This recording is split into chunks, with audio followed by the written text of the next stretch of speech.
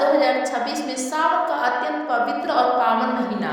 30 जुलाई दिन गुरुवार से प्रारंभ होकर 28 अगस्त दिन शुक्रवार तक रहेगा, जहां सावन के महीने की शुरुआत ही गुरुवार की शुभ दिन से होना साक्षात श्री हरि विष्णु के आगमन उनकी दिव्य कृपा का संकेत है, क्योंकि कई वर्षों और सदियों के बाद आकर प्रकृति में ऐसा विशेष, अद्भुत और दुर्लभ महासंयोग निर्मित हुआ है, जिससे सावन का पहला दिन धन की देवी माता लक्ष्मी और भगवान नारायण को समर्पित गुरुवार के दिन पड़ रहा है, जिससे इस दिन वहां भूमि, स्वर्ण, नए कपड़े तथा सुहाग से जुड़ी मंगलमय श्रृंगार सामग्री खरीदने का विशेष महत्व और अत्यंत शुभ मुहूर्त माना गया है।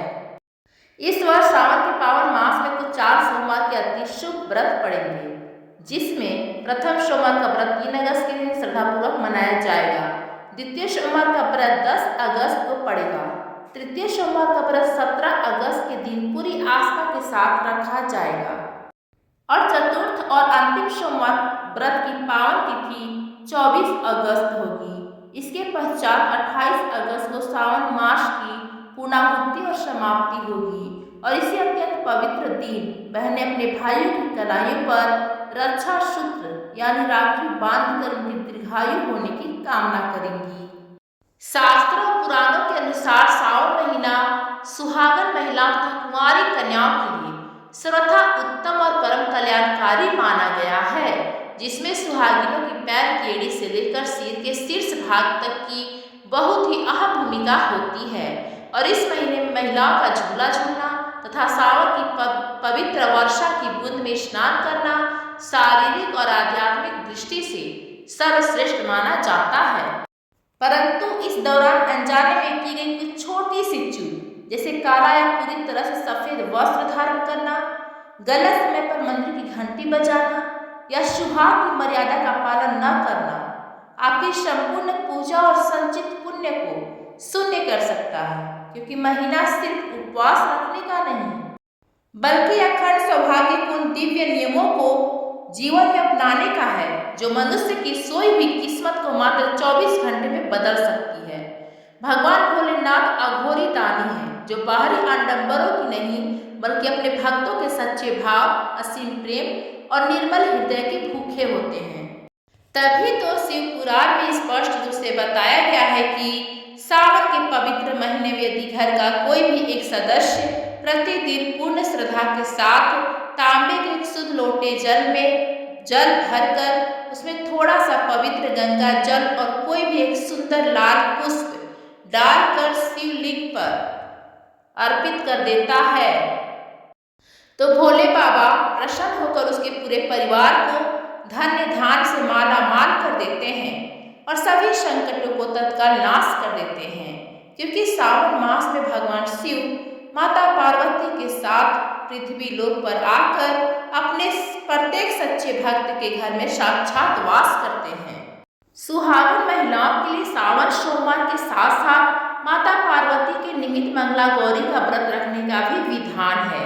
जिससे उनके जीवन में अखंड सौभाग्य, अटूट वैवाहिक सुख, पति की निरंतर उन्नति, दीर्घायु, संतान की सुख प्राप्ति होती है, जिसके लिए महिलाओं को पूरे सावन मास प्रतिदिन माता पार्वती को लाल सिंदूर और गुड़हल का लाल फूल अर्पित करके अपनी मांग भरनी चाहिए। सावन की हरियाली का प्रतीक स्वरूप हरी चूड़ियां और हरी या लाल रंग के मांगलिक वस्त्र धारण करने चाहिए तथा भूल कर भी काले या एकदम सफेद कपड़े नहीं पहनने चाहिए, क्योंकि सनातन परंपरा में वधू का लाल, हरा, गुलाबी, सिंदूरी जोड़ा ही देवी शक्तियों को प्रिय है। इसके साथ ही सावन में सुहागिनों का गला कभी खाली नहीं रहना चाहिए और उन्हें अटूट मंगलसूत्र, मोतियों की माला अवश्य पहननी चाहिए। पैरों की बिछिया या घुंघरू वाला पायल हमेशा धारण रखनी चाहिए, जिनकी सकारात्मक ध्वनि से माता लक्ष्मी गृह में अस्थायी निवास करती हैं तथा अपनी शादी का या पति के नाम का पवित्र सिंदूर कभी किसी दूसरी महिला के साथ साझा नहीं करना चाहिए, बल्कि सावन में नया श्रृंगार खरीदकर अपने सगे संबंधियों को और छोटी छोटी कुंवारी कन्याओं को प्रेम पूर्वक उपहार में देना चाहिए, जिससे 9 देवियों सहित माता लक्ष्मी दोनों हाथों से धन की वर्षा करती हैं। व्रत और नियमों की शुद्धता के संदर्भ में शास्त्र का कथन है कि किसी भी व्रतधारी को श्रावण में कभी भी किसी से उधार या कर्ज मांगकर फल आदि नहीं खरीदना चाहिए, क्योंकि इससे व्रत निष्फल हो जाता है। साथ ही नाशपाती फल का नाम भी प्राकृतिक नाश करने वाली होने के कारण इसे ना तो खुद खाना चाहिए, ना ही शिव जी पर चढ़ाना चाहिए। एवं लंबे समय से डिब्बे में बंद रखे हुए पुराने कुट्टू या सिंघाड़े के आटे का उपयोग बिल्कुल नहीं करना चाहिए, क्योंकि उसमें अत्यंत सूक्ष्म जीव और घून पड़ जाते हैं, जिन्हें खाना मांस भक्षण और घोर पाप के समान माना गया है। भगवान शिव की आराधना स्थल की मर्यादा बनाए रखने के लिए शिवलिंग के समीप कभी भी चमड़े के जूते चप्पल लेकर प्रवेश न करें। मासिक धर्म के पवित्र दिनों में महिलाएं भूलकर भी मंदिर ना जाए, ना ही शिवलिंग को स्पर्श करें और ना ही तुलसी में जल डालें, क्योंकि इससे देव शक्तियां अत्यंत क्रोधित हो जाती हैं। साथ ही घर में स्थापित शिवलिंग पर हमेशा जलाधार की व्यवस्था रखें, ताकि उससे निकलने वाली ब्रह्मांडीय ऊर्जा शांत रहे। अन्यथा बिना जलधार के शिवलिंग रखने से घर में गृह कलेश और विनाश की स्थिति उत्पन्न हो सकती है। शिव जी को प्रिय बेलपत्र चढ़ाते समय ध्यान रखें कि पत्तियां कहीं से भी कटी या छिद्रयुक्त ना हो, तथा चतुर्थी, अष्टमी, नवमी, चतुर्दशी, अमावस्या, संक्रांति और सोमवार के दिन बेलपत्र तोड़ना पूर्णतः वर्जित है। इससे पूजा के लिए एक दिन पूर्व ही तोड़कर रख लेना चाहिए, या फिर मंदिर में पहले से चढ़े हुए बेलपत्र को ही स्वच्छ गंगा जल से धोकर बार बार शिवलिंग पर अर्पित किया जा सकता है, क्योंकि बेलपत्र कभी भी बासी अशुद्ध नहीं होते। सावन के इस पावन मास में यदि किसी भक्त को 5 दिव्य संकेत मिल जाए, जैसे दरवाजे पर अचानक साक्षात नंदी बैल का आकर अपने सींग से चौखट को छूना, रात्रि के सपने में पवित्र शिवलिंग या शिव महादेव के दर्शन होना, घर की छत पर भगवान शिव के प्रतीक नीलकंठ पंछी का आकर शांति से बैठ जाना, बिना किसी को नुकसान पहुंचाए साक्षात नाग देवता या काले सर्प का दिखाई देना, अथवा सोमवार के दिन अचानक कानों में मधुर डमरू और गूंजती हुई घंटियों की आवाज सुनाई देना,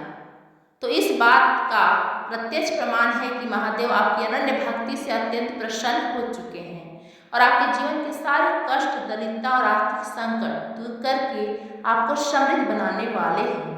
अंत में शिव महापुराण और लिंग पुराण के अनुसार मंदिर में गरुड़ घंटी बजाने और 3 बार ताली नाद करने का रहस्य अत्यंत गहरा है, क्योंकि जब एक भक्त पवित्र भाव से घंटी बजाता है या ताली बजाता है, तो उसे संपूर्ण ब्रह्मांड में हो रहे समस्त साधकों की साधना,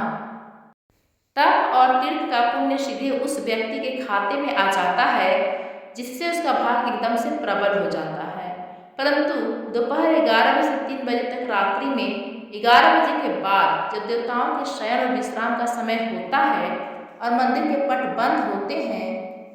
तो भूल कभी घंटी नहीं बजानी चाहिए, क्योंकि सोते हुए भगवान को जगाने से मनुष्य को 11 वेदों की ज्ञात ब्राह्मणों को भूखा रखने का भयंकर दोष और घोर पाप लगता है। अतः घंटी बजाने का सबसे मंगलकारी समय केवल सुबह 4 बजे से लेकर 11 बजे तक है। इसलिए सावन के इस अलौकिक महीने में पूरी सात्विक पवित्रता और सच्चे हृदय से नियमों का पालन करते हुए महादेव की शरण में जाएं, ताकि उनका अनंत आशीर्वाद आपके पूरे परिवार को प्राप्त हो। धन्यवाद दोस्तों, आप सभी।